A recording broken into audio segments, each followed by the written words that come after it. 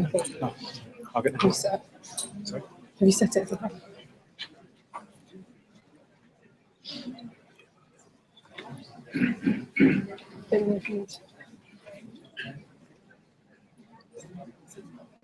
Should be fine. Yeah. So, be back.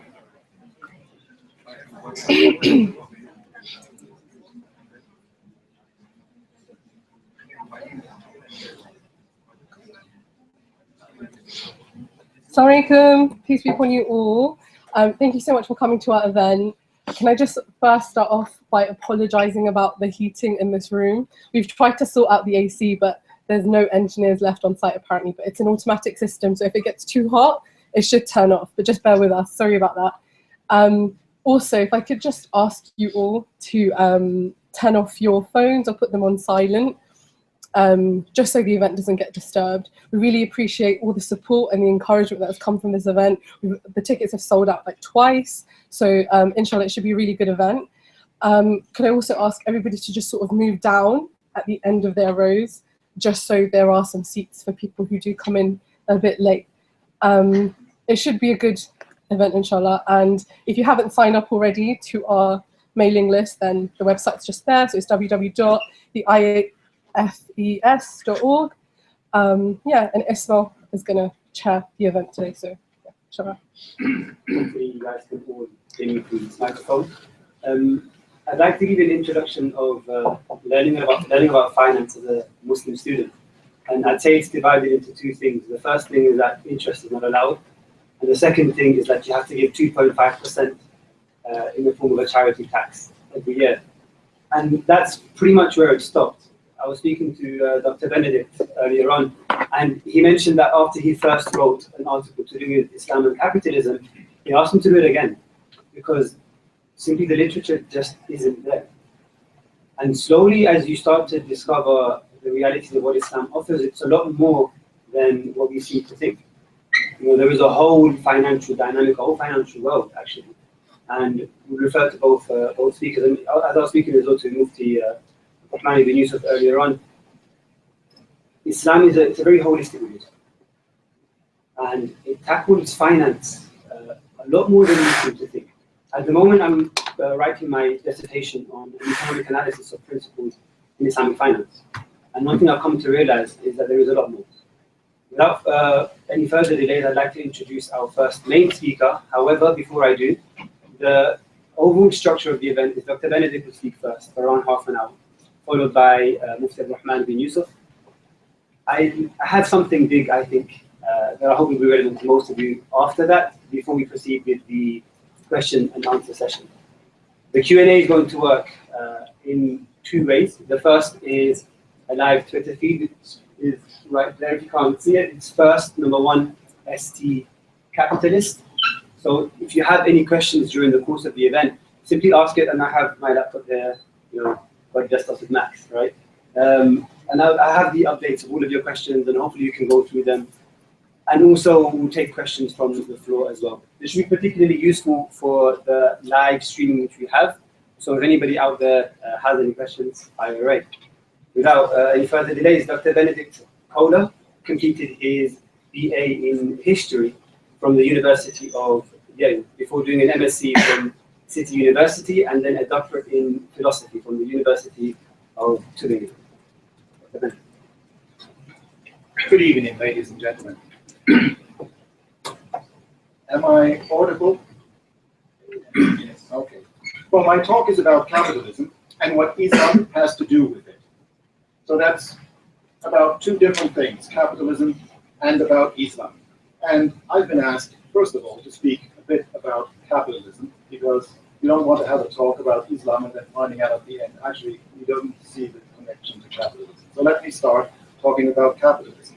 Capitalism in itself is a very big word, and we use it all the time in all sorts of connections, and it has all sorts of connotations. In fact, this is one of the problems I have with people talking about capitalism.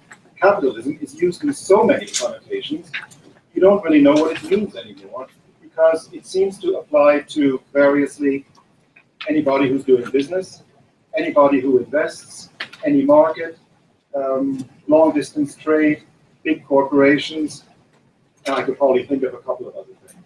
The term capitalism now covers so much that it seems to be coming to overlap with the term economics generally. And I have a hard time figuring out, well, if capitalism envelops everything in economics, it's really a meaningless term and we don't need it anymore. There's got to be a bit about capitalism that makes capitalism different from economics when it's not capitalist. So there are 4 people, in my opinion, who told us about capitalism and what does make it different from economics generally. And I would like to touch on those one by one. There are Adam Smith, Karl Marx, Max Weber, and Friedrich von Hayek. Now, it's one of the problems when people speak about capitalism and say that it existed always, is that the first person that we associate with as being an economist of capitalism is Adam Smith, who wrote in the 18th century. So that's about 250 years ago. Until then, it seems nobody knew about capitalism, but it would have existed. But finally, in 1776, there's Adam Smith, he writes The Wealth of Nations, and now we have capitalism. And one of his key insights, there were many others, but one of those is that he said, well, the markets are guided by an invisible hand, by which he meant that you don't have a government saying what prices should be, you don't have any authority saying who should produce what, you don't have an overall plan for the economy, you have what he called the invisible hand. And the invisible hand is the multitude of individuals, all of us here, with our wants and needs and our supplies, who meet up and the market sorts it all out. And that's how production tends to those and gravitates to those services and products which people want most. That's the invisible hand. Adam Smith, if you look for the word capitalism in Adam Smith, you won't find it. He never used it once. So let's move on to the second important person, Karl Marx. Karl Marx, everybody tends to associate with his biggest book, which is about capital. So he wrote about capital. He had that notion that in a capitalist society, or in any society, there is a concentration of capital, and that capital is used, and those people who have that capital exploit people who do not have any capital. And really, so said Karl Marx, history is a sequence of struggles over capital. So that's what he said is capitalism. That's how we would see it now, is that his analysis is about capitalism.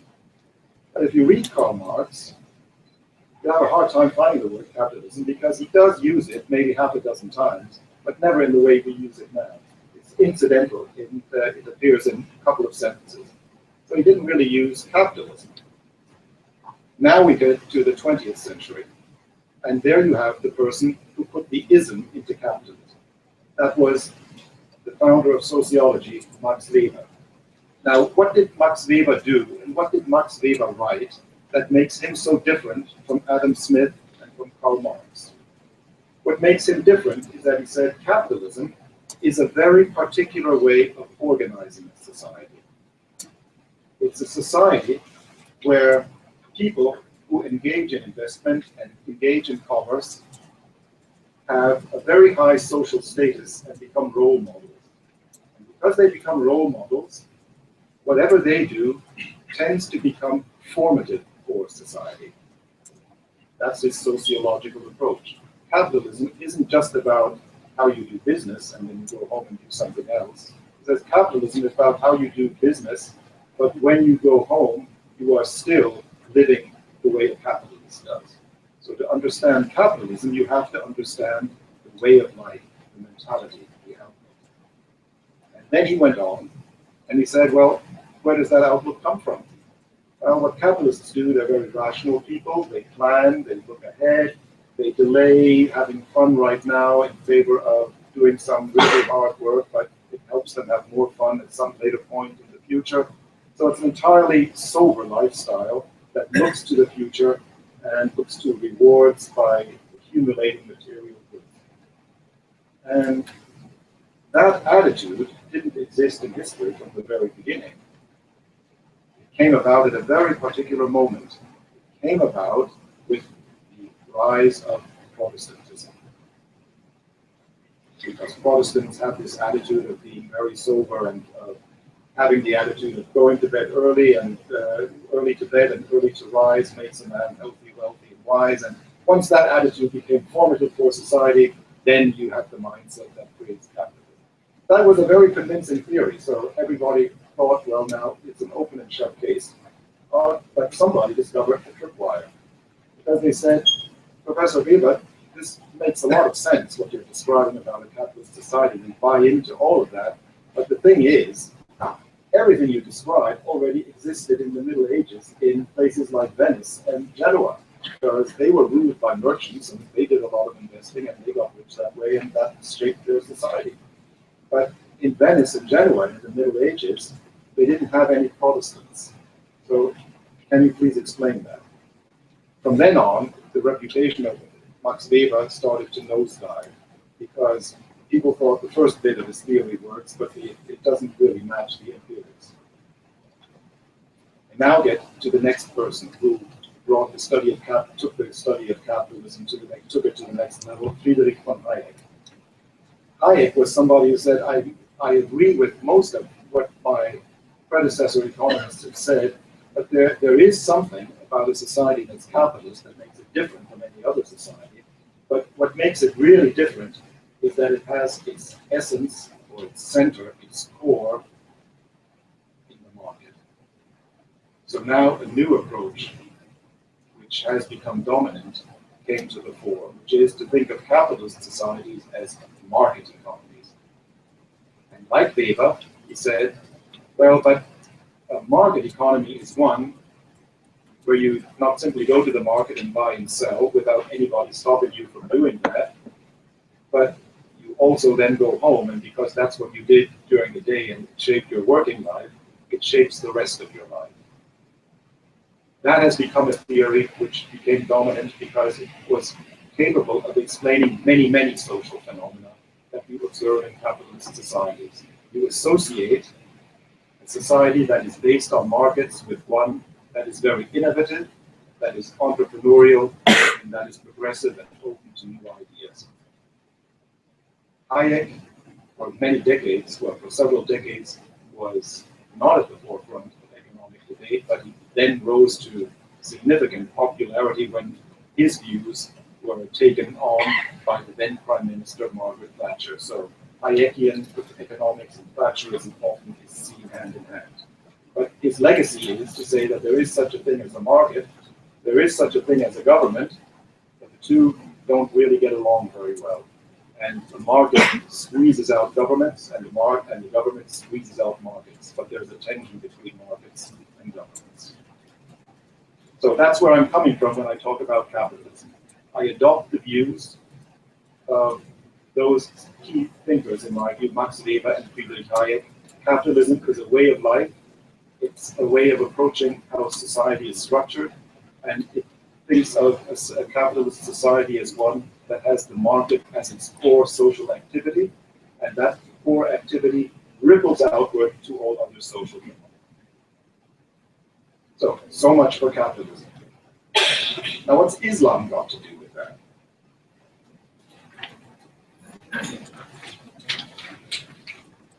When you talk about capitalism, you tend to think about big cities, big companies, big department stores, luxuries, skyscrapers, and so on. Why do I claim capitalism began in Arabia, specifically with Islam?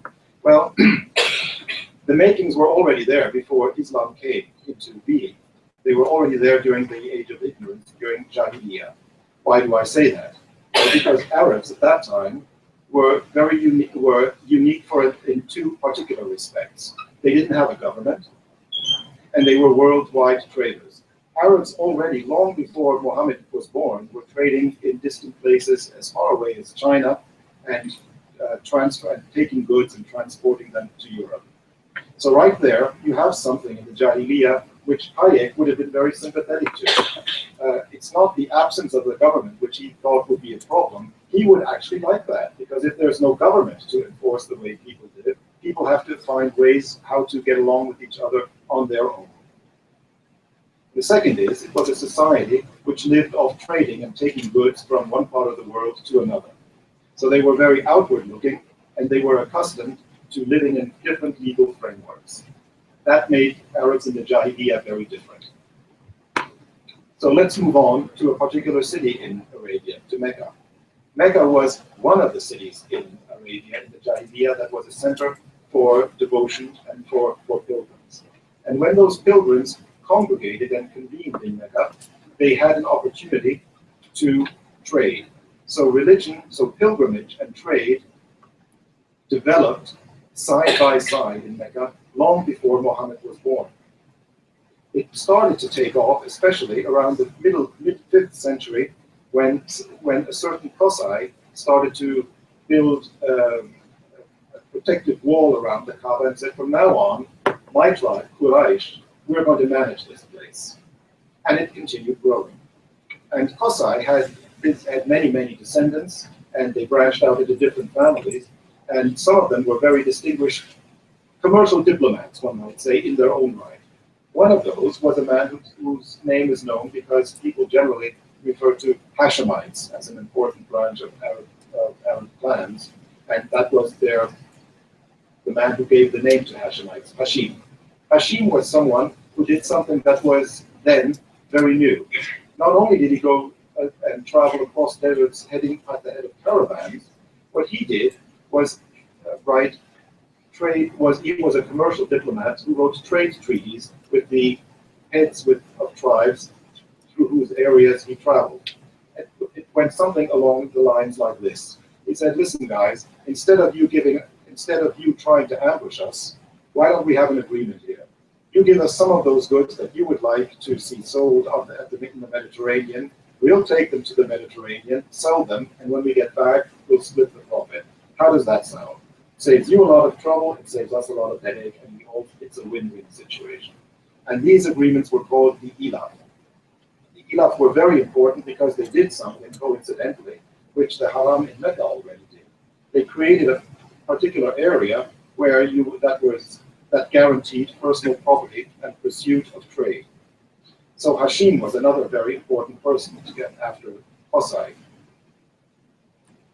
By the time Muhammad was born, Mecca was already a thriving trade center, and caravans going on the Ilafs from Mecca comprised as many as 2,500 camels. So these were pretty big businesses that were with division of responsibilities, which were already in train at the time Muhammad was born. Now Muhammad was born an orphan. His father was a caravan trader, and who had died while his mother Amina was expecting Muhammad. So he died. He died at a time when he did not yet have very much money, and Muhammad grew up a poor kid. But Muhammad had certain immaterial assets because he was a direct descendant of Qusay and Hashim. So he came from a family that had, for several generations, been distinguished as caravan traders and as commercial diplomats. When he grew up, he started out as a shepherd, but he didn't stay a shepherd. His uncle Abu Talib arranged an introduction for him to find someone invested so that he too could be a caravan trader, which he did in his early 20s. And in his mid-20s, he married the person who was his investor, Khadija. They were married for, I think, about 25 years. So Muhammad, who came from a commercial diplomatic family, who came from a family of caravan traders, married a caravan investor, and for a long, long time had day-by-day exposure to the mechanics of investing in caravans. Now, just for a moment, let's just look at these caravans. I already said they comprised, say, 2,500 camels. When you have 2,500 camels setting forth, there's a lot of organization that needs to go on. Somebody has to decide when they leave. You can't have a couple of camels leaving first, and a couple the next day, and so on. If you want to organize it so that they're secure, you want them all to leave on the same date. For that to happen, everybody has to equip those camels by a certain date. For that to happen, production and supply has to be organized. So you have a vertical supply chain which has to be organized in the city. You also have something which is very important for the development of capitalism. Somebody needs to put up the money for this, because you have to pay salaries, you have to buy camels, and you have to make sure that those people who made money by selling can still wait for the caravan to return. What you need is somebody to underwrite the risk. So already in the days of Mohammed, you had what we would now call a capital market. You had some people who managed caravans, some people who were staffers on caravans, some people who supplied the goods that caravans would sell, and some people who invested in them. And one such investor was the wife of Mohammed, Khadija. When Mohammed then discovered his vocation and became a prophet, his first convert was his wife, Khadija. So in Islam, you have something that's very unusual for a religion. You have a religion where the prophet was an entrepreneur and where the first convert was a female venture capitalist. But that does not explain what Islam has got to do with capitalism. That would just be coincidental. What happens that the trigger, the tipping point for capitalism was after Muhammad emigrated to Medina and started to put his vision of an ideal society into practice. There were many aspects of his reforms, but I'm just going to stick to two in particular. Those two relate to market practices. The first is that Muhammad started a market in Medina. And when he started a market, he announced to his community, this is your market, and then he added something which was really key, and let there be no tax on it. So he started a market. That's not unusual, but he started one that was tax-free. So here you have something that's economic policy, that's fiscal competition. He's inducing trade and attracting trade to his particular market through fiscal incentives. And there's a second step that is critical, and that is even more, that's of seminal importance in the history of economic thinking. This occurred at a time when there was a famine in Medina, and as was customary at the time, people would expect authorities to fix prices for food necessities.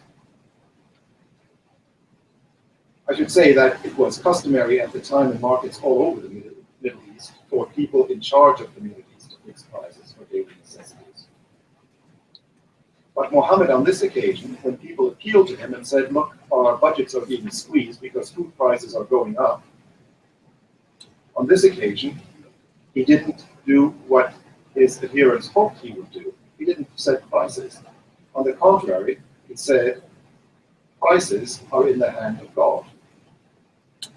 Fixing a price was something which he specifically excluded from his remit as leader of the community. This was, in my opinion, one of the seminal statements in the history of economic thought. I mentioned earlier that Adam Smith said markets are managed or are guided by an invisible hand. Well, Muhammad said that in Medina at the time, much earlier, and introduced this not as a theoretical concept, but as a practical policy guideline. So these two steps alone, there was a whole raft of other steps, led to the creation of a capitalist market. Why do I call that a capitalist market? I just want to reiterate that. A society where governments do not intervene in entrepreneurs who engage in market practices. Now, Muhammad died. One of the things Hayek said that you can find, that he predicted, that you can find in society that's capitalist, is a spirit of exploration and initiative and entrepreneurial innovation. This is what we see in early Islamic society, because early Islamic society had a number of innovations that were completely new. Some of those began already in the lifetime of Muhammad, some of those happened later. The first one that I would like to mention, I'm just going to mention three. The first one is the Waqf, the Islamic charity. It was Muhammad who created a new concept of providing public welfare. The Waqf is an institution, would be generally known. The Waqf is an institution that works that provides public welfare, and it has its own endowment. The first time a Waqf was created was a few years before Muhammad passed away, and he set up the first Waqf in cooperation with the later Caliph Umar. So Muhammad and Umar were the first people involved in setting up the first Waqf.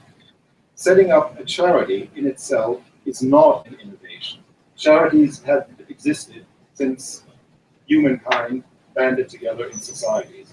But waqfs are different because waqfs are their own legal entities, which are ring-fenced from interference by external sources. So a waqf was a seminal financial innovation. That one occurred while Muhammad was still alive. The second one happened long after he had died. That was monetary reform. One of the things Hayek says you can tell how you can tell a capitalist society is that they care about stable money and money that has value. You find in Islamic society that within 60 years, just over 60 years of Muhammad's death, they created gold-coined and silver-coined, the dinars and the dirham. These were created in the reign of the Caliph Abdul Malik. When Abdul Malik created a gold currency in Islam, that was very innovative because it was the first time that a gold currency was created outside Europe. And he did this in currency competition with the then prevailing gold currency of Byzantium. So monetary reform is the second innovation of early Islam. Then there's a third innovation, the funduk. Funduk is a term one encounters if one travels in an Arabic country because it's used for hotel or hostel. But in early Islam, funduks also had another purpose. Funduks were walled structures where people from abroad could bring their goods, store them, and sell them. And these funduks were set up and managed by expatriates, principally from Italian cities such as Venice and Genoa.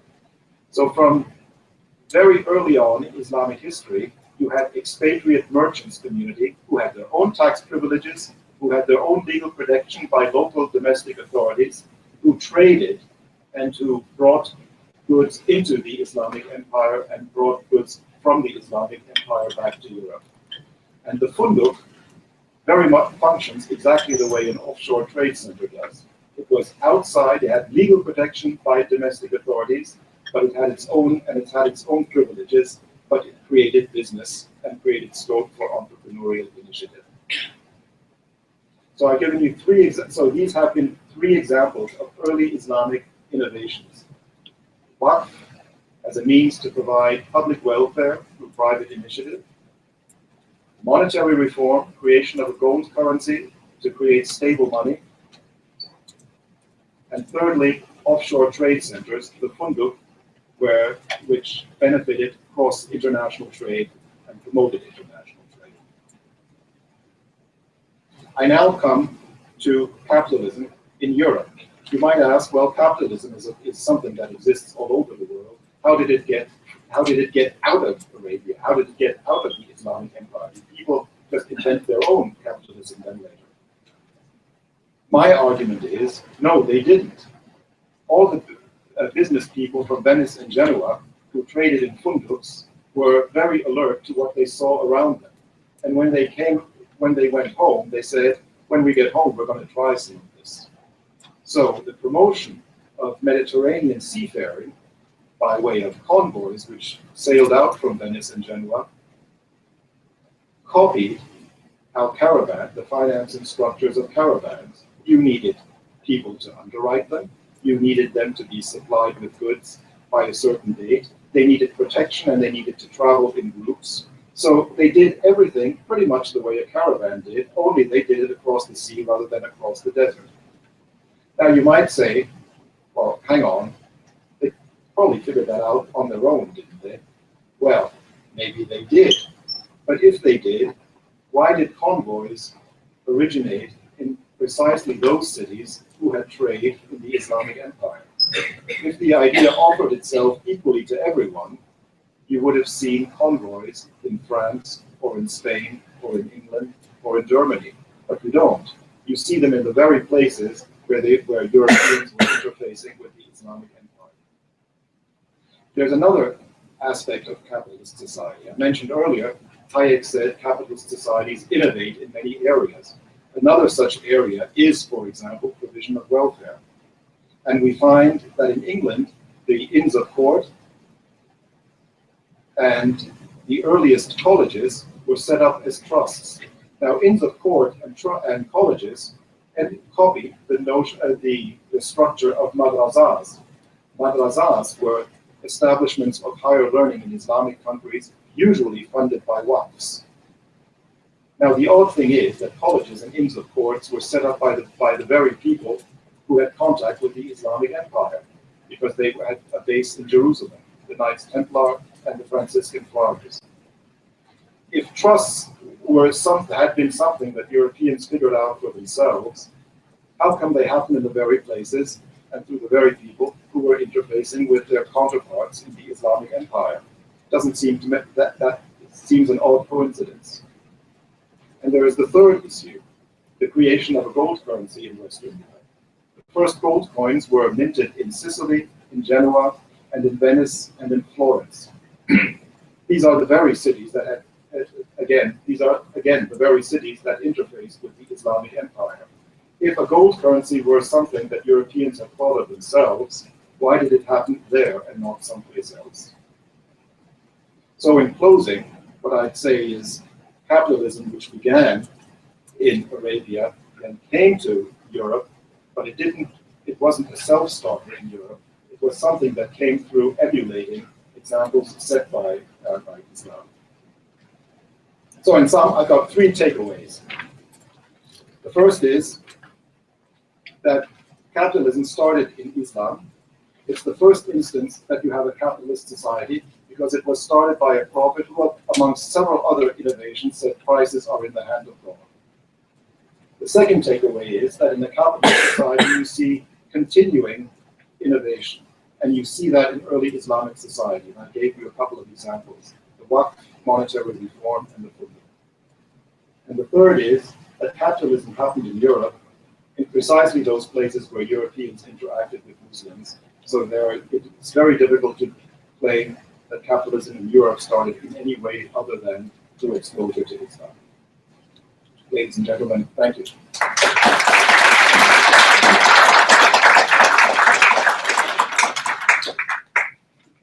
One thing I'm amazed by is his control of time. He had 30 minutes, and that was the 30th minute. And an interesting point, I guess, to highlight with regards to the angle that he's coming from. In terms of his profession, he's actually worked in the banking career, so he knows what it's like in modern day society. And one thing which resonated for me personally, anyway, I can imagine different people have taken different lessons. For me, was the fact that the Prophet, peace be upon him, was a businessman and his wife was a venture capitalist. And that's something I hope we can all learn from and take from ourselves. Introducing our next speaker, Mufti Abdurrahman ibn Yusuf, who's a scholar in his own right, and he completed his memorization of the Quran at the age of 15 and attained a BA in Islamic Studies at the University of Johannesburg before completing an MA in SOAS, which is one of our partner universities, part of IFES, we will speak about later on.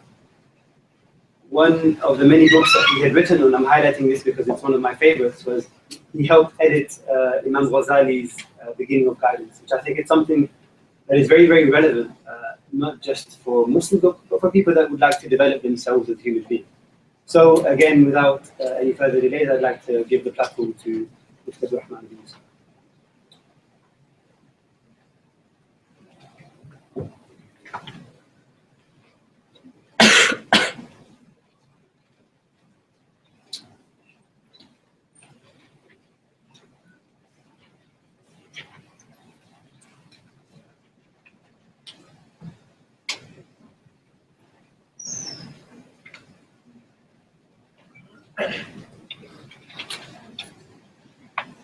بسم الله الرحمن الرحيم الحمد لله والصلاة والسلام على سيد المرسلين وعلى آله وصحبه أجمعين أما بعد.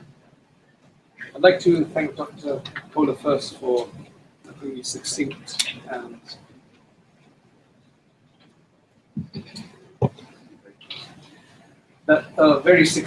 yet sufficiently comprehensive overview of the historical aspects of I guess economics in Arabia. Mind me if I use the wrong terms here because I'm not an economist and I have my own. Although I think maybe with all of the various shades of meanings in capitalism, maybe we could somehow, because I am a businessman. I want to start off with a few things. There's many aspects to this. I'm going to try in the short time that we have to try to understand the guidances given. I'm going to deal with it on a more less theoretical and historical basis, but more of a practical guidance in terms of what the Prophet ﷺ's guidance is for people who are doing business, and how it needs to be underwritten by these ethics. I think that's very important. I got my inspiration for doing business because I remember you do business in many different ways, but it does require you to kind of go out of your comfort zone to be able to sell something, to promote your products, to sell your products, to say something about your products, try to convince the buyer sometimes. It does require you to do that. And sometimes for people who are shy, that's very difficult. So I was reading a biography of a really famous Indian scholar, man of great piety as well. He lived in a small village in eastern UP, which is one of the provinces of the Indian subcontinent. And he wasn't very well off, but he wanted to serve the people. But in order to become self-sufficient, so that he could earn his own money, he decided that what I'll do is I'll go to the close city, buy vegetables and other products that are not so easily available in the village, and I'll come and sell them. He said he did that, and as he's standing on his stall, trying to sell these things, he became so embarrassed, to have to stand there and sell that he just couldn't do it. He was a very shy individual. Just as a side point, he was such a celebrated scholar later that the Hindus probably revered him more than even the Muslims, because he worked so hard for that area in general. In fact, they wanted to name a train after him, because in India, trains are named after famous people. So then he said that as he's writing about this in his biography, as this is being written, he then quotes a hadith which I had in mind myself, but then he gave it a reality. He says, these are the two hadiths that I have in mind. One is, التاجر الصدوق الأمين التاجر الصدوق الأمين مع النبيين والصديقين والشهداء. What that means is the Prophet ﷺ said that the trustworthy and the truthful and trustworthy trader is going to be gathered with the prophets, the champions of truth, and the martyrs on the Day of Judgment. Now, we know that those three categories of people in Islamic theology are considered to be the highest levels. They'll be in the highest levels of paradise. So if you want a shortcut or a path to be with those people, then being a trader who's trustworthy and truthful. Now, that might sound really easy, but there's the next hadith which I want to put into perspective here as well. Now, this hadith, you have to understand the construction of it as well. The Prophet ﷺ said, التجار يحشرون يوم القيامة فجارا التجار يحشرون يوم القيامة فجارا إلا من اتقى وبر وصدق. Hadith related by Imam Tirmidhi and Ibn Majah. Now in this one, this is what the Prophet ﷺ said, and look at his expression. He said, and it seems like a universal principle that he's mentioning. He's saying, traders will be gathered on the Day of Judgment as transgressors. So in a sense, he's as though he's saying all traders on the Day of Judgment will be gathered as transgressors. And then he makes some exceptions.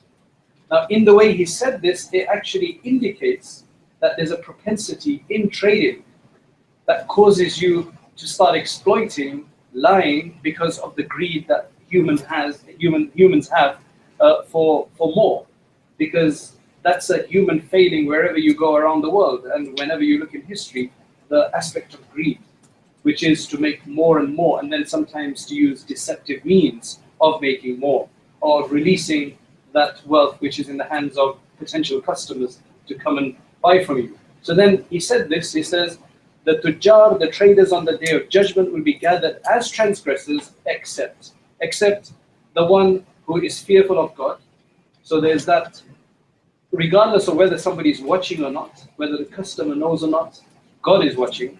Wabarra, and he is always fulfilling any obligations that is upon him or her, fulfilling oaths or any other promises that they make. وَصَدَقَ, and they tell the truth about products. They tell the truth about what's being sold. That's why, to emphasize this point, once the Prophet ﷺ was going through the market, and he saw that he saw that somebody had placed the wet seeds below the dry seeds. Now, if the seeds are wet, they're going to be heavier in the scale, but on the top it looked dry. So when the person is buying, he expects he's going to get more than what he'll actually get later on. So now, if you look at what the jurists mentioned, how much profit are you allowed to make in Islam? How much profit are you allowed to make in Islam? So the jurists have a very interesting statement. It says that you can make as much profit as you want, but it's disliked to do so. But it's valid. So that would now mean how much to make. That's obviously going to be a very subjective point. But at the end of the day, there's a few things which are prohibited. What's prohibited, for example, is hoarding. And hoarding here means hoarding staple products. I don't mean somebody knows that Louis Vuitton is going to close down tomorrow. So what they do is they go and buy up all the bags that are on sale out there, knowing that these are going to become really expensive next month, right? Because the company's closing down, people want their product. So he goes and hoards that, waits for about 4 months, and then starts selling them for 10 times the price. No, that's fine. You can do that, right? Because luxury products are not staple products. But if somebody does that for wheat or for salt or anything else of that nature which people need, that you hoard it, wait for reduction in the market, supply to diminish, and then you try to sell, you try to sell when people need it most, that is not compassionate. So there's some really clear distinctions made down there. So going back to my story, it's all of these points that have to be kept in mind for traders to be successful. It's very difficult for, I guess the point that's being made here by the Prophet Muhammad, peace be upon him, is that there is a lot of inclination, a lot of temptation within business to do things wrong to make an extra buck. Don't give yourself up to that. Don't allow your weakness to succumb to these to these kind of deceptive ways. For example, if I purchase something if I purchase this pen from the States, they're cheaper down there than they are here. It's the Cross Tech 3, it has a pencil and a black pen and a red pen, right? In this very small form, and that's why I like it a lot. I've been using it for the last 10 years. If you look in England, they cost about £40 the cheapest. But in America, they cost $20. Now, I could order them from America with a friend that's coming back. He can bring me 20 of them. Now, I can try to sell them here at £40. Now, sometimes to make a sale, what people will say is, I'm only making £2 profit on here. That's just an encouragement. People use all sorts of stuff. They swear an oath. And I dealt with that. When I was studying in India, I would go to buy cloth to make some of these, these garments with. And they would show me cloth that was 40 rupees a meter, and they would show me a cloth that was 80 rupees a meter and 120 rupees a meter. And I would tell them, I was a student at the time and not too wealthy, so I was interested in the 40 range. And I would say, how is this cloth? He says, very good cloth. And I'd buy it, I'd get it made, and then suddenly start coming a part of this scheme. And he'd given me a lifetime guarantee, and he'd sworn an oath on it as well. Then I take it back and I say, you gave me guarantee. He says, yeah, but that's if it's not made. Now you've sewn it, so it's not allowed anymore. That's pure deception, right? That's pure deception. Why couldn't he just be honest enough and say, look, if you really want good cloth, get this 80 rupee range. This 40, it's going to mess up. But because they want you to buy at the range they think you can buy it. They're going to make a sale regardless. So that's what you call deception. The Prophet Muhammad, peace be upon him, he really discouraged this swearing oaths, which traders tend to do. So we use these kind of attitudes. Oh, I'm only making £2 on there. It's on clearance. No. Now, I don't have to tell them how much I got it for. I can sell this pen at £100. I don't have to, as long as I don't say I'm only making this much on it, it's completely fine for me. But if I say I'm only making £2 on this, and I'm actually making £20, then that is unlawful for me. So that's really on the practical level, there's that. Now, on the macro level, which is after the banking problems we had and everything, if there's one thing that the Prime Minister has praised Muslims for and made a big deal out of it, was the sukuk sale. Was the Islamic share sale, the Islamic form, the sukuk, as they say. Last year, I think it was last year, 1.5 years ago, right? He came on and he praised it because there it's money. It's money. I'm getting into the political aspect of this. Let me get back to this. The Prophet ﷺ, these are some of the rulings that underpin trade in Islam. After everything that Dr. Kohler said, these are لا يحل مال امرئ مسلم إلا بطيب نفسه. No Muslim's wealth, and that because we're generally dealing with Muslims, so that's why the Prophet ﷺ said Muslim. But this refers to you can't deceive a non-Muslim in a normal situation. That's not allowed either, because that's deception. So it's not permitted to take the wealth of a person, of a Muslim, except with their heart's content, unless they're satisfied. Now that covers a lot of ground and has many applications. That could also mean, for example, if I left a plate of sweets there, or if the organizers here, they haven't, but if they left a tray of sweets or baklava or chai or something there and said, everybody that's coming in will take a piece. Now somebody comes and says, that's free, I'm going to take 5 pieces. Is that allowed or not? And the scholars have discussed that and said, what is the intention of the person who's giving this? What do you think is their intention? Their intention is that as many people as possible take from this, so they rewarded more for this. Not that one person takes more and other people are deprived. So this is a hadith that will govern that aspect as well, that I'm taking somebody else's wealth that they've left for me. How much do they want me to take? They want me to take 1 piece, maybe 2 pieces, right? And then you'll take from that. So these are the kind of things that govern these aspects. Another narration, it says about the Prophet Muhammad, peace be upon him, himself, because he's a trader, he's a businessman, and there's a lot of virtue given to doing business. That's why I think England is probably a good example of Muslims doing a lot of business, because mashallah, in this country, Muslims are well settled in many businesses, right? Especially the first generation, a lot of them, that's what they did. When I was in America, most people are not into business, they're more into academia, they're more into working for someone. I think there's a general encouragement to do business. There's a general encouragement to get into business and do some kind of business. It's a sunnah. So my inspiration for doing business was after reading that scholar's inspiration, that after he read those 2 narrations, and he said that maybe this trade, which I need to do anyway, will also help me to elevate my status in the hereafter, as long as I'm truthful and trustworthy in what I do. So that's the essential element, to fight, to fight with yourself, with our greed, with this idea to make a quick buck, right? All of these schemes that you have and so on, right? That's the most important thing. So it says about the Prophet ﷺ, كَانَ أَحْسَنَ النَّاسِ مُعَامَلَةً. He was the most excellent in dealing. The Prophet Muhammad, peace be upon him, was the most excellent when dealing with others. And وَكَانَ إِذَا اسْتَسْلَفَ سَلَفًا قَضَى خَيْرًا مِنْهُ. Whenever he sold something, on credit. So there, what they used to have is date palms, for example. So people would come in 6 months in advance, maybe a year in advance, and say, I want to purchase everything on that tree. So it have to be done, it can't be done too much in advance. It has to be done after they're ripe and after they are grown to a certain degree.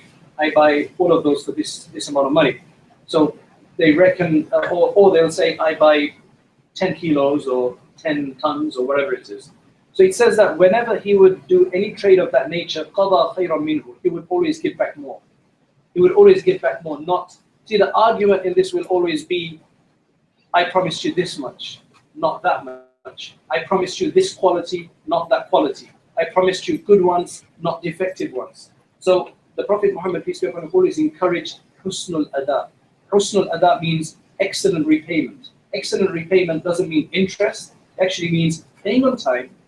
It means, you see what happens nowadays is if I give somebody a loan and they come back to be repaid, I'll say, oh, I haven't got my money yet. Come back next week.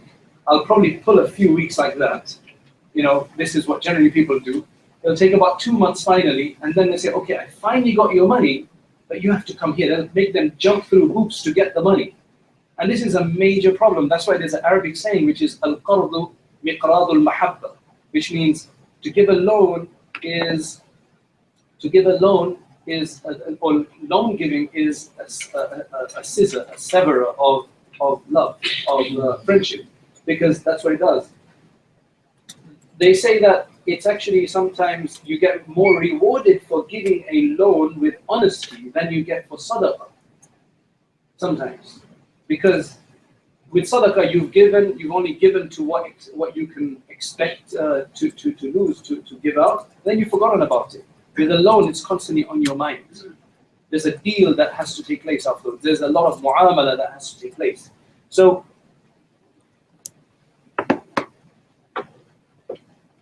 the Prophet ﷺ actually, when he made a deal with somebody, he said two things. He said, Barakallahu laka fi ahlika wa malik.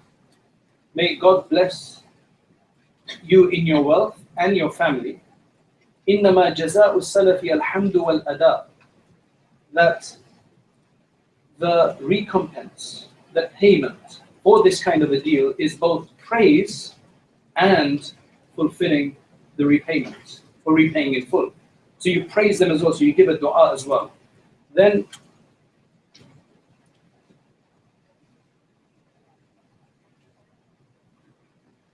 there's one incident when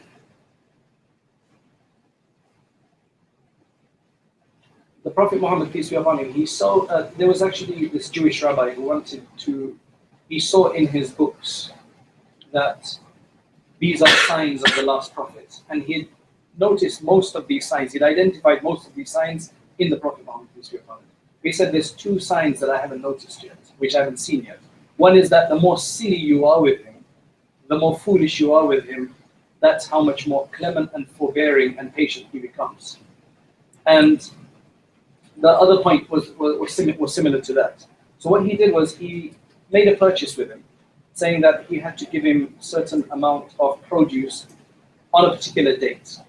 He comes 2 or 3 days in advance, and he says, he grabs the Prophet Muhammad, peace be upon his cloak, while he's standing along with Umar, radiallahu anhu. And he said, he grabs it and he says, I looked at him sternly in the face, and I said, where's my products? So, now remember, it's 2 or 3 days before.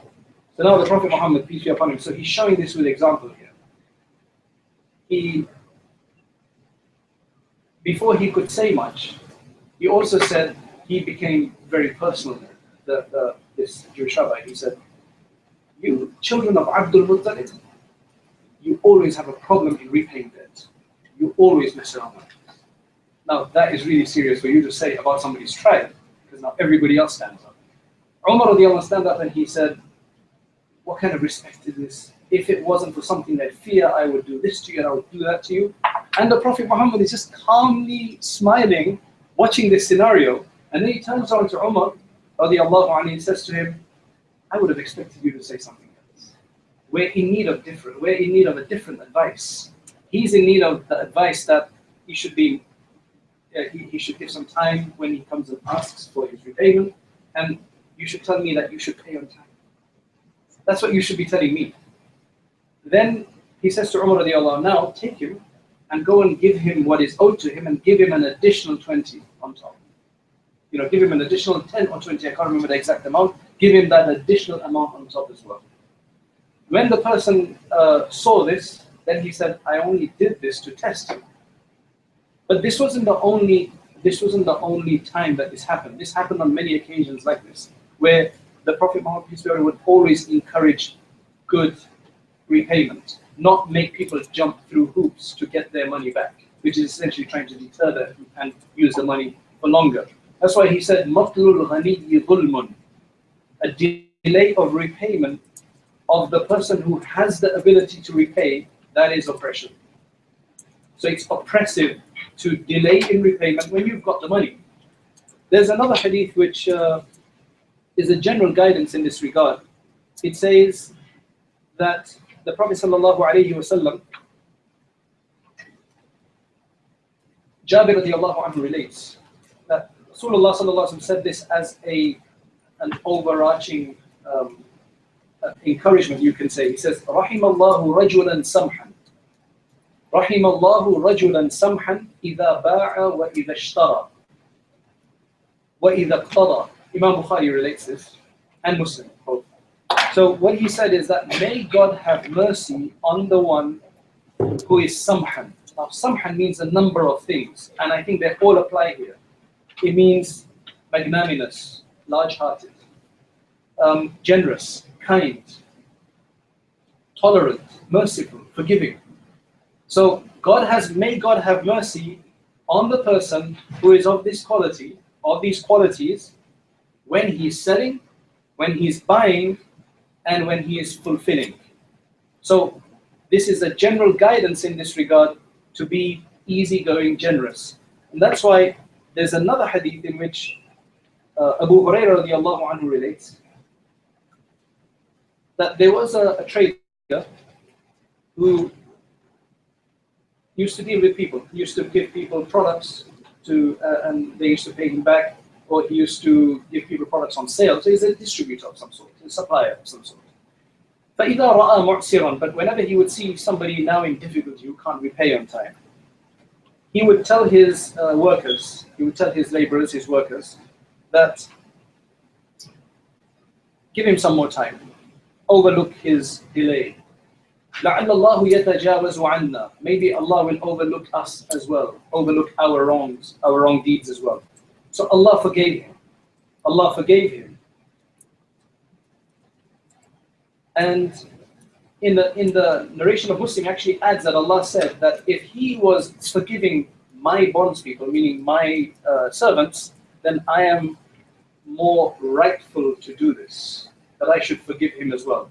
So you've got a lot of these encouragements to have ethics in your business, whether you're selling, whether you're buying.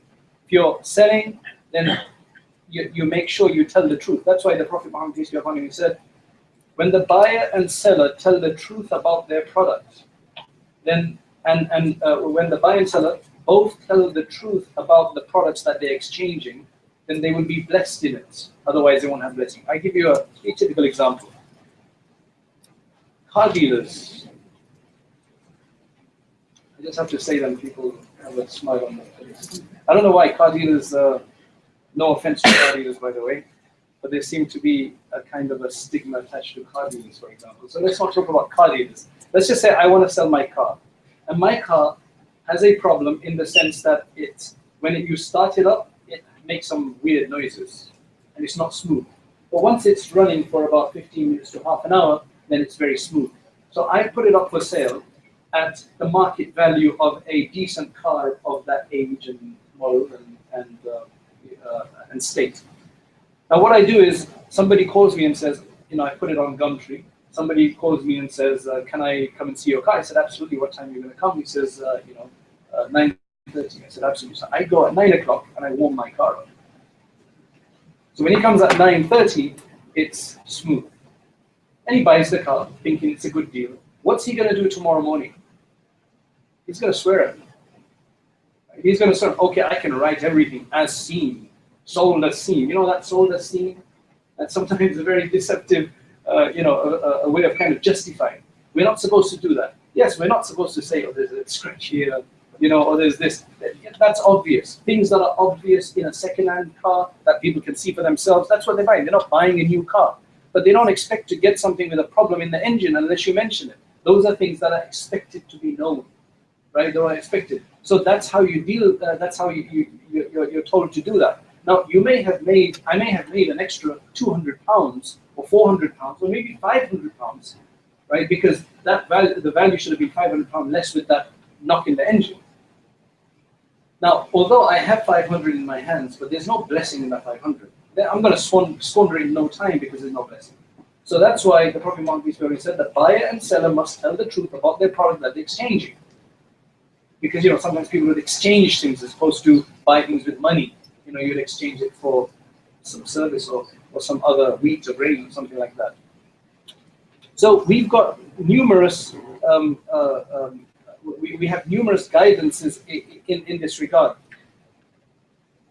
If you look at the time of the Prophet sallallahu alaihi wasallam, I've actually got a talk on this on zamzamacademy.com on Abdurrahman ibn Auf radiyallahu anhu. I find him one of the best examples for us in this time where we are in this capitalist world, where mashallah, not just capitalist, but today, especially in the West, in England, we're enjoying prosperity. In fact, if you don't have money here, you can still be spending because you have credit cards. Somebody just sent me an email today. He's racked up a credit of 16,000 behind. I can't even mention it. That's how easy it is today. You don't have money, you can still spend. 16,000 on haram, right? And now he doesn't know how to get out of it. So we're talking about a time when prosperity is coming, as the Prophet Muhammad, peace be upon him, predicted this. He said, there will be a challenge for you, a fitna, a trial of prosperity where wealth will come from under your feet. And subhanAllah, we are all sitting here wearing what we would like to wear, right? I don't know if anybody's wearing hand-downs, but we're all sitting here wearing what we would like to wear. We are considered very wealthy compared to people in the Middle Ages and other times where we would be considered to be high class, high earners, and yet we would consider ourselves not to be very well off today. All of that is very relative. But if you look at the Sahaba, and the hierarchy of the Sahaba, of the companions, you have people like Abu Hurairah radiallahu anhu, who's very poor. Sometimes he didn't find food. The people of the Sufa, right, who were the students, who would be at the back of the mosque.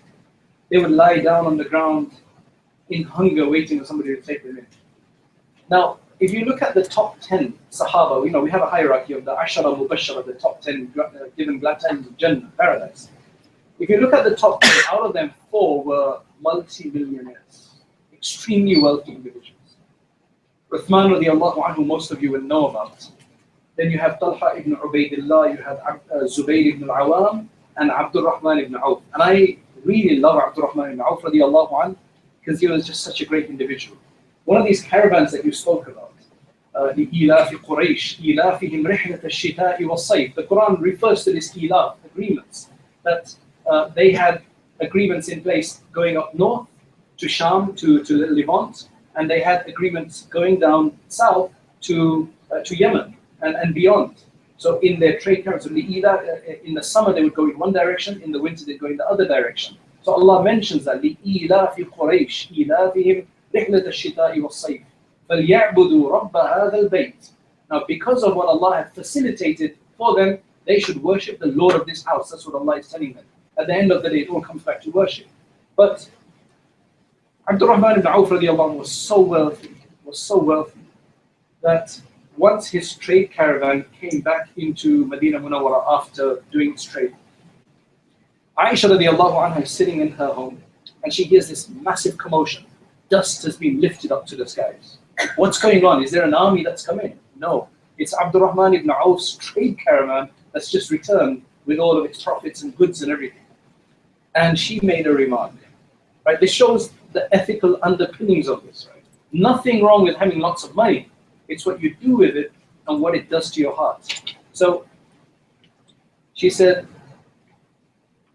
yes, the Prophet Muhammad, peace be upon him, has said that Abdurrahman ibn Auf is going to get into paradise crawling on his knees. He's going to go to paradise, but he's not going to be standing. Somehow those words reached him, and he just looked down and he said, yes. But then the Prophet Muhammad had told him to remedy that situation. And you know what he did after he heard that? He gave that entire proceeds of that caravan, he gave it all away in the path of Allah. That really takes a lot, because the only way he can do something like this is because it's not in his heart, it's in his hands. So we're told to be capitalists, earn lots of money and spend lots of money. In fact, there's been many pious individuals, their dua was, oh God, give me lots of money, but with well-being, and allow me to spend lots to help people. That's why the Prophet Muhammad, peace be upon him, said on one occasion, he said that there will come a time and the only thing that would be of benefit would be dinars and dirhams, which means money. By the way, dinar, these are Roman terms. They're not Islamic terms, though it's Arabic terms they seem to be today. Dinar and dirham, they're actually from the Byzantines. They're not from Arabic originally. So we have full guidance, Kitab al-Buyu, to finish off, Kitab al-Buyu, the book of trade and commerce in books of fiqh and hadith, filled with it. Complicated discussions. Of course, things have moved on, and scholars are now providing legal rulings for new eBay trades, and which are really complicated because they take from both sides. This is just a practical example. eBay trades, they take money for you to feature on their site, the product. Then they take a commission as well of your proceeds. Whereas we don't generally have a model of that. We have a model of either rent or commission, not both. So that's a new case to legislate on. Anyway, that's a different case. Jazakallah khair.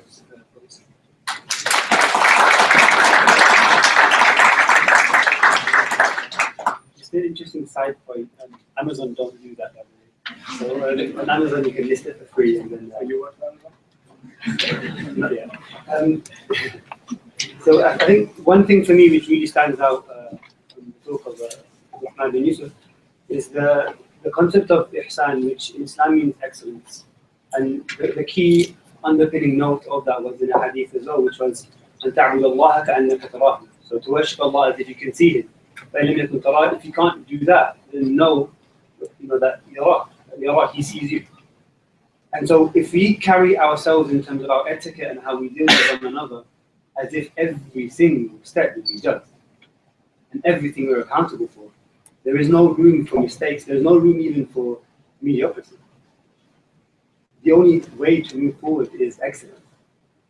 Before we begin the Q&A, and there's a few questions that I've actually got put in what both excellent speakers have said, there's something that I wanted to tell you guys about, which is a story going back to last year. Me and a friend who's actually sitting with us in the audience now, Rohan, back I think in April time or March time, I think it was, just having a conversation, procrastinating over revision, as you do, began speaking a bit about Islamic finance and ethical finance. And we just said, let's do something. There's nothing like that at King's. Let's start something and see where it goes. And this slowly began. Daniel got involved, he's at the back, Sian got involved. It's something that began to grow. And we founded our own society at King's, which was the Ethical Finance Society. So this was, I think, after a few negotiations with the SU around May or June time. 1 month later, we sat in a meeting with a very similar group at SOAS, which is the Islamic Finance and Ethics Society. Again, their members are also with us today. And we took a decision which I think was a lot bigger than we first thought it could have been. We decided essentially to merge the two together. So we now have a joint society, a body representing itself at SOAS and one at King's. A third, which we can't say, unfortunately. We can announce that on Wednesday. You can check out the Facebook page. But it's happening. So this is something that's growing, and it's actually a lot bigger than that, because very soon our founder is flying out, I think next Wednesday, to Singapore. There's potential to expand this IFES in Singapore, in Malaysia, potentially in the US of A as well. This is something that's really big. And it's big because Islamic finance is not something that has been covered to the extent that it very well could have been. There is an open market here, and students are in a place to move forward and to take advantage of it. And I'm telling you this because I'm a third year, as are most of our team. But we want to put this organization into the hands of people that can carry this concept of ihsan and carry this concept of excellence. There are positions that are opening up for the IFES branch at King's, and it's open to all King's students to apply. And I'm really going to drill this in because it's something that's close to my heart, and I fell in love with it myself, and I really hope you can too. So I'm going to ask Farida to actually demonstrate the application process. Because ihsan, by the way, excellence is not just at the end, excellence is in every single step, from design to presentation to the website. So the first thing you need to do if you're interested and you're a student at King's College is simply go to the-ifes.org.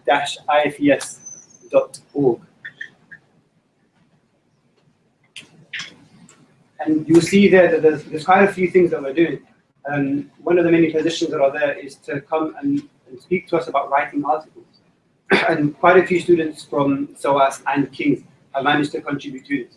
And part of the perks, as the page goes up, which is there anyway, you get to have a lot of access to a lot of conferences and speakers. So for example, we hosted Mufti Taqi Usmani a few months ago. And one thing that we're very privileged to have had was we had a VIP seating with him, also with a lot of the speakers that were there. So Sheikh Bilal Khan was there, Badr Hassan was there, and we have access to these speakers. This last week, we as IFES attended a conference, Zero Money conference, which I think I should say this, it's £2,000 for a ticket, but not if you qualify for it, right? So the application process, it's simple, just hit join us at the top, and then you'll see the list of positions that are open here. The KCL positions are listed there. So there's the media director, researchers, assistants, assistant to external relations, assistant to logistics, and assistant to communications. The last three roles, just to highlight here, it's for you guys to learn from those that are already in that position. One thing we realized with many societies that we've been involved with is you just get chucked into the deep end in September, and there's nothing to teach you. So we're hoping with our own mistakes, you guys can use that to learn. And so if you are interested in getting involved with the IFES, just hit the position, you'll see the description, and you forward your CV over to us, and we can proceed from there. And I really hope this is something that interests you, because it will go big.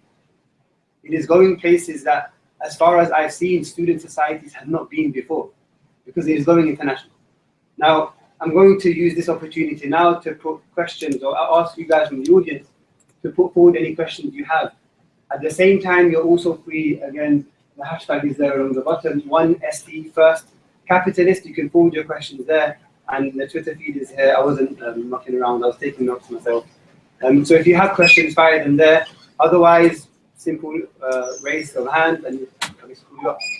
So, gentlemen in the back, would you mind standing up, say your name, please, and then who you're asking your question to before you propose your question. Thank you for your talk, and when you mentioned about Ramadan's business, you mentioned he was a shepherd, so I was no change of the creative business before he was a prophet. But then, from an Islamic point of view, that after he became a prophet, it was after 4 years.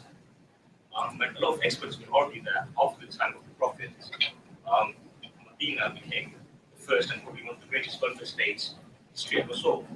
There was this process and concept of Bayt al-Mal, the treasury, and house, where they had all the money collected from zakat and tax, and they were distributed themselves. So people argue to the contrary, that from an Islamic point of view, you get caliphs that came after the prophet, there was a lot of state intervention. And another question I have is that capitalism today is seen as something that's really negative and backwards, something that relies on greed and profiting without any morals. And don't you think that to associate someone like Muhammad, who happens to be one of the greatest human beings that ever lived, and associating with this philosophy, which is seen as so negative, do you think that's a bit dangerous in the world of this and how do you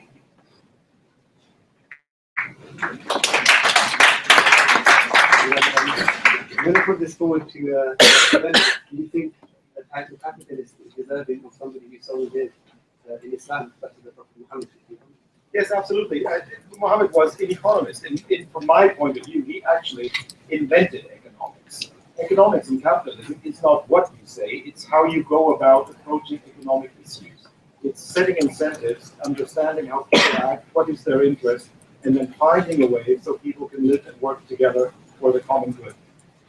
So capitalism isn't about people being honest or dishonest. Capitalism is a particular approach to economics.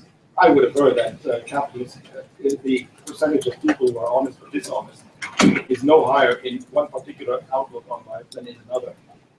But capitalism is different, not because of it's something that's intrinsically moral about it. It's different because it's intrinsically economic in the way it assesses costs and benefits, in the way it deals with people and it deals with issues.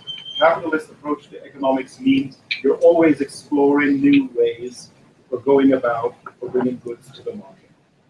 Now, as regards the other issue, the pension plan, that's another of the immense financial innovations of the time. It's absolutely correct.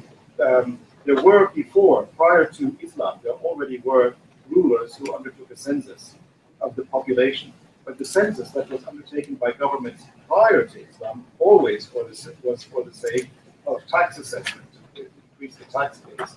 And Umar turned it round on its head, because he undertook that census in order to find out what is the total population to provide subsidies to everybody and a pension plan to everybody. So it was funded from the state goods, from state goods.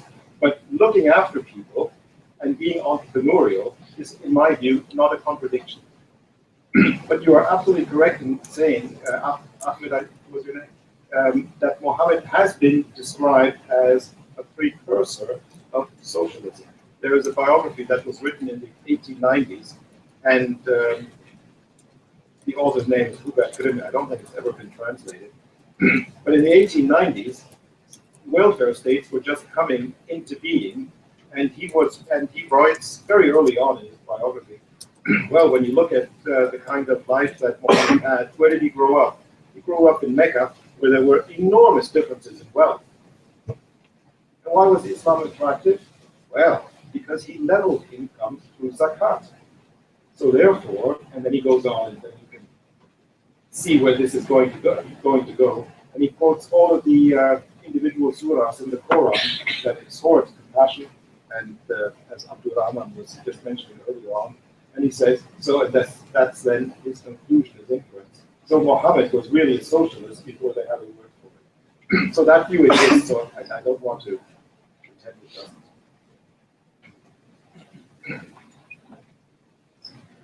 Without trying to justify the term, because that's something what I was told is a term that was kept to make it a bit more controversial as well. However, I mean, these are words. Words don't have any necessarily intrinsic sacred meaning. And as there's a statement in Arabic that says, "La mushahata fil istilah," which means that you can have a term, you can change its definition depends on how you define it. And I know today that capitalism is becomes synonymous with aggression and oppression and so on and so forth. But I think what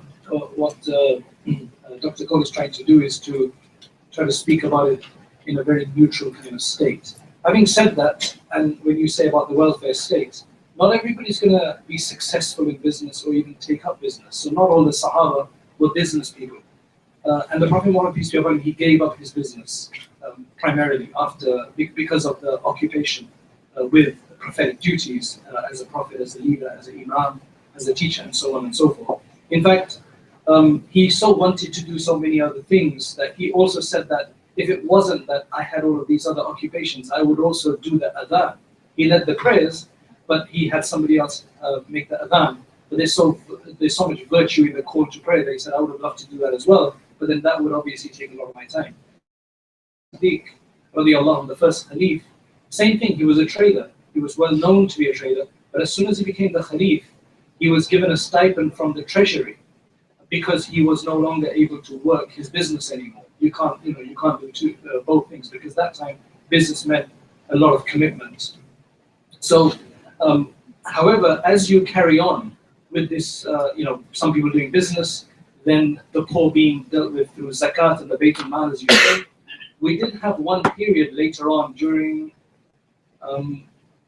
just before the end of the first century, Hijri, just before the end of the first century, because Umar ibn Abdul Aziz, that's when he died. When he became the Khalif for just 2 years and 4 months, he managed to, by that time Islam had spread throughout North Africa as well, he managed to level the ground so much in terms of people's economical status that there was nobody in North Africa at that time who would accept zakat. Right? So there's a lot of detail here that needs to be looked at. What communism is that when they saw a discrepancy between the extremely rich and the very poor, they decided to take the aspect of equality and invented communism. So what was a kind of a need of the time, they made that into a policy and an absolute theory. And likewise, then what you're quoting of the Prophet Muhammad peace be upon him establishing these welfare states, etc., the same can be said that he was a politician, because he did politics, not again in the current form of politics, but he had a political system put in place. It's when you take any of these to the extreme that it becomes problematic. But when you leave the Prophet Muhammad peace be upon him in his comprehensive state, as a teacher, as a businessman, as a shepherd, as a father, as a grandfather, as a husband, as an imam, then that's the true status of the Prophet Muhammad peace be upon him. Are there any other questions from the audience?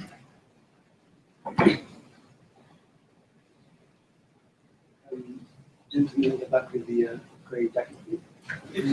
Stand up and ask a question. Thank you very much for both coming. It's been inspiring. I found your comments about what you agree with them.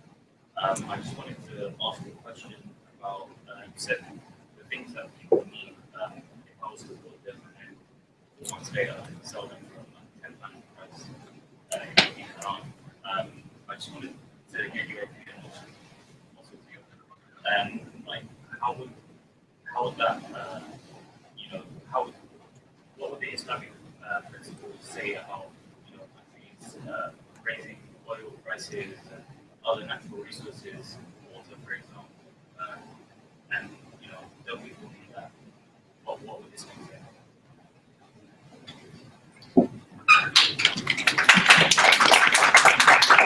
Jazakallah for that question. That would actually require a lot of juristic thought and a proper understanding of the industry and how these things work. But judging from what the price used to be and what the price then became, and now what it is, and then the politics with Russia, and I don't think it look very favorably about on what's going on. Any other questions from the gentleman? My name is Omar, and I'd like to thank you both for amazing thoughts. My question is more with the Abdurrahman ibn Yusuf. You describe the beautiful etiquette and character of the Rasulullah and his companions within their business. My question is, how do we integrate that etiquette in a modern day world where businesses are so competitive, so dog-eating, where other businesses and companies can cut corners easily in order for one to make money? Yeah, that's a constant challenge that I have when I get questions from people who are in different fields and industries. And today it's actually very difficult, because one of the things which the Prophet peace be upon him predicted as well is that interest, usury will become extremely rife. And so there are many, you can say there are many obstacles and hindrances in the process of business, that what the scholars have had to do, I mean, just simply, insurance is a problem, right? For most scholars will say insurance is a problem. However, you rent an office building, you're a medical doctor, you're a dentist, you have to have insurance. Otherwise you can't, there's no way you can work in your occupation. So now what the jurists have done is that they've had to come to terms with this and legislate that where it's a side product and it's not the main goal of you're making money, it's just for safety, otherwise you can't function in your vocation. They've allowed these issues. Now, there's obviously people who will be willing to take it beyond that. That then becomes an issue of your conscience and what's halal and haram. So there's some, I think one of the ways that the jurists will look at it is the concept of umum al-balwa, which means a common calamity or a common occurrence or a common problem. For example, credit cards. It's something which, if you don't have, there's a lot of things that you can't do. There's very few people who could probably survive without a credit card. If you have to rent a car, you have to get this or that, you need a credit card today. There are people who will stand out to this, but for most people it's difficult. So the scholars will have to legislate to bring some kind of takhfif, which means some kind of leniency in the issue. So what we'll have to do is we'll have to look at certain issues as common problems that everybody is going to be afflicted, or most people in that vocation. There's a lot that vocation is represented broadly, and there'll be other individual unique issues, these unique schemes of evading tax or unique schemes of doing this or that. Now that obviously we would probably say avoid that, because it's not a common issue. So day by day, these things are constantly changing because the mechanics behind this whole industry is changing. So we're constantly on our feet trying to determine these things. Are there any other questions from the audience? Take one left over there. If you mind standing up and James Upton. stand up, please. For Dr. Benedict Goldman. As you suggest, it seems to be that the financial, products or ideas that came out of Islam and traveled into Italy inspired European capitalism.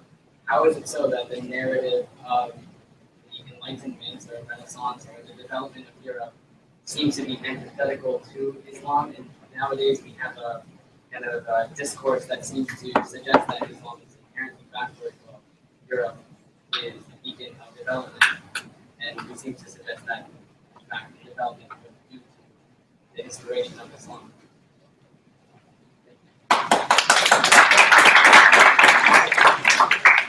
I have no idea why this was forgotten. I think in the Middle Ages, everything I said would have been completely, people shrug their shoulders and say, we didn't know this, because it was common knowledge. I have no idea why all of a sudden this kind of silted up and seems to have been forgotten.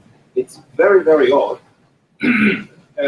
Last year, we've now put the centenary of 1914 behind us and how everything changes. But as I was working on Islamic history at the time, I was looking at what's changed in the appreciation of Islamic history. Because even in secondary literature about Islamic history up to 1914, it was everything I said tonight was pretty standard knowledge. So why that happened after, what's happened over the last 100 years, I have no idea. I have no idea why that came about, but it was not controversial for a very, very long time. And there's just one other point, because you mentioned the European Enlightenment. As you may be aware, there are some people who say that John Locke, Adam Smith, they probably were aware of Islamic philosophy and economists. For example, of Ghazali's, but there weren't very many translations. But it's not something where I'm knowledgeable. But I know that there are some people who assume that the Enlightenment itself, so the great tradition of the 18th century, they knew Islam much better than people did later. There was a question at the back over there. Do you think Prophet Muhammad was the first captain?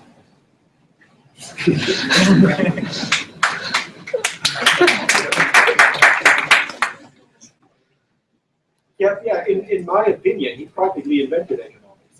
There have always been people who acted in economics, but he is the first person who is a political leader where you can tell the fingerprint of an economist because he sets incentives, and a capitalist is somebody who takes that into account in his actions. So you probably are familiar with the term Chicago economics, but in my opinion, it's called Chicago economics because that's where people worked it up. But if people would call it by where it started, it would be called Medina economics, because he and all the Rashidun all had economic approaches to solving issues. I don't know the history enough to be able to say that, but he definitely was an entrepreneur. That much I know. He was a trader, and that makes him a capitalist, maybe so. Would you say interest, the concept of interest, is a third part in capitalism? No, I wouldn't. In the Quran, it says in Surah number 2, God approves of trade but bans usury, and usury is meant to mean interest. So it's pretty clear, as Abdul Rahman was saying earlier on, there are numerous guidelines in Quran and Islam generally about honesty of trade and about consumer protection. What that the Quran also is unequivocally clear about is that making a profit from investment is perfectly ethical. Does that answer your question? Yes. We're coming up to a close, so we'll take maybe two or more questions if there are any remaining. Are there any last few questions from the audience? Because if not, I have a question. You mentioned that, I guess it kind of links to what both of you said. You mentioned that the Prophet Muhammad peace be upon him didn't allow for fixing prices. So my question, I guess, is what is the Islamic perspective on the minimum wage, given that it's a fixed price? And does it stand to listen? It's a good question.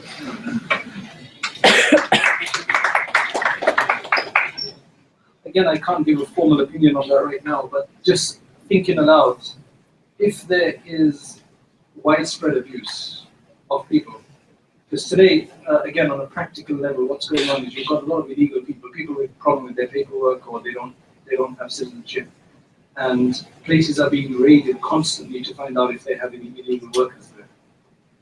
So now what's happening is, and again, I mean, I don't know if this is even a great idea, but what's happening is that if they do find work, they literally pay about £2 an hour. There was somebody I was told about who was being paid £2 an hour because he's illegal. Nobody's willing to take the risk because there's huge penalties that are involved. So now, if there is widespread oppression of workers, but then that's difficult to understand as well because markets write themselves. What's that, the invisible hand that we speak about? So people are only willing to take on work at something they would value of receiving. So I don't know. I'll have to look into it. Have your contact I think that unless there are any final questions from the audience, I'm going to pass it to Farida to give the closing remarks. Sure. My name is, thank you for welcoming me today and speaking. My question is first to you, Sheikh.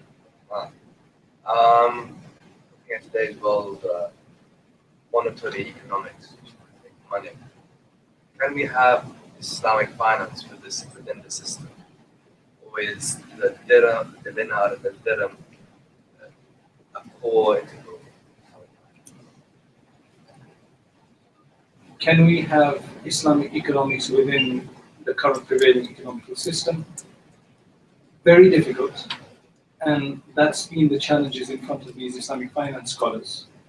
That's why what you're going to have, and you do have, within the famous world-renowned Islamic finance scholars, Mufti Taqi Uthmani, Sheikh Nizam Yaqubi, etc., you're going to have varying shades of conservatism in that and leniency in that. So you've got some who are on the very conservative side, and they allow very limited types of products, while others are looking at the fact that it's very difficult to have a proper Islamic system, so they are allowing many other products that the first group would consider to be stepping beyond the limits. So it's very difficult. To have a proper system is extremely difficult, if not, some products will be completely impossible, I would think.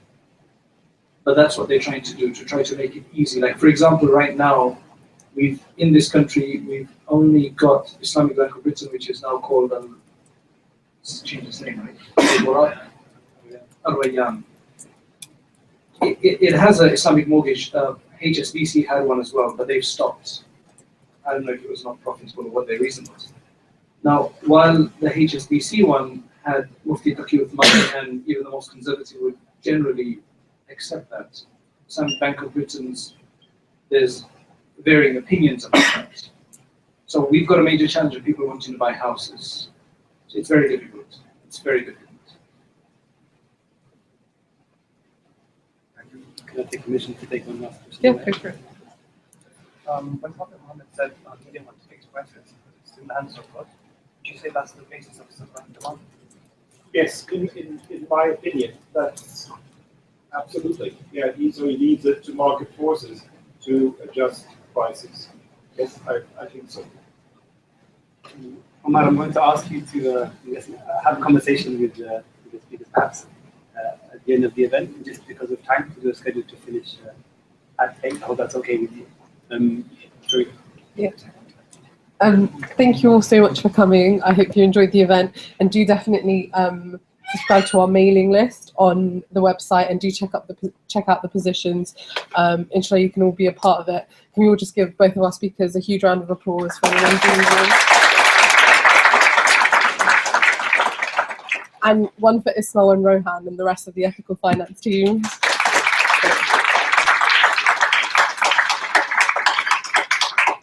Have a good night, guys. Thank you very much. Sorry.